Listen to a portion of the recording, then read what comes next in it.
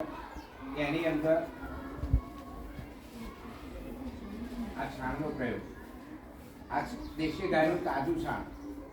યાદ રાખજો આ બધું. હમણાં સાહેબ લખાવે છે, કાલે તમને પૂછવામાં આવશે. આ કયો નિબંધ સારો થાય છે જોજો. 170 લીટરની ડોલમાં 10 કિલો જ નાખવાનું. 10 કિલો 10 કિલો જ ખાય. તાજું લખવાનો શબ્દ એમના છાણ લખી દો તો ગમે તે થઈ જાય. પણ ગાયનું દેશી ગાયનું તાજું 10 કિલો છાણ. 170 લીટર એટલે ઘણું બધું પાણી થાય. આ તો આપણો પ્રયોગ છે ને. ઓછું રાખો, કારણ કે એની અંદર આપણા પદાર્થો ભેરવાના છે એટલે. બરાબર. આ છાણ ઓગળી જાય એના પછી અંદર 1.5 કિલો દૂધ. 1.5 કિલો લો. હું એ તો માપનું જ નાખું છું. પણ આ લોટ છે ને ઓગાળી દેવાનો. ગઠ્ઠા અંદર રહેવાના. જો જેમ ખમણ બનાવતો હોય ને ભજીયો બનાવતો હોય જેવું ખીરું બને ને એ ટાઈપનું. એટલે એની અંદર ગઠ્ઠા હતા ને ગુલાબ કોળો લોટ આવ્યો કોઈના ભજીયામાં, ખમણમાં કહેવામાં, રોટલીમાં પણ આવ્યો.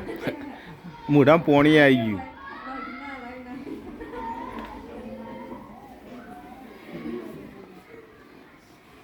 આ શું છે? દેશી ગાયનો ના આવે, દેશી ગોળ છે. એ નાખી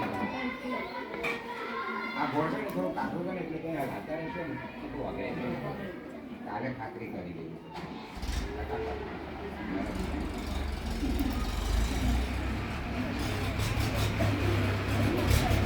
આ પાટલીની અંદર શું છે?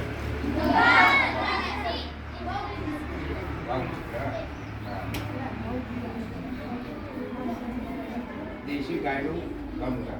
આ ગૌમૂત્ર છે ને વાસી જેટલું હશે ને એટલું સારું થશે. તાજા કરતો, તાજું ગરમ કરો. પીવું હોય ને તો બરાબર છે. કોઈને પીવું હોય તો કહેજો ભાઈ. અત્યારે તો પ્રમાણ ઘણી બીમારીઓ માટે આ ગૌમૂત્ર છે ને એના બાટલીઓ ₹100 500 વેચાય. પતંજલિમાં તપાસ કરી જોજો, ખ્યાલ આવશે. અલગ અલગ ફ્લેવરની અંદર. અલગ અલગ ફ્લેવર. હા, બાકી અંદર કોઈ ચર્ચા નહીં. આ કઈ જગ્યાની માટી છે? હવા ઓર જગ્યા કઈ? તો ચાલો કઈ હોય ને તો ઝાડ નીચેની માટી. એટલે પક્ષીઓ એને પણ અંદર વડ નીચે, પીપળ નીચે, ઓરડી નીચે કોઈ ઝાડ હોય ને તો ખેતરમાં વાડ હોય ને વાડ, એ વાડના નીચે રહે. ખેતરની ના લેવાની. કોઈ કેમિકલ આપણે વાડમાં ખાતર નાખીએ છીએ ના, તો એ માટી ચોખ્ખી કેમિકલ વગરની ખાતર. એની અંદર બેક્ટેરિયા સારા પ્રમાણમાં અને સોયડો હોય ને એટલે બેક્ટેરિયા બધું કામ કરતા હોય. બધા જ પ્રકારના પક્ષી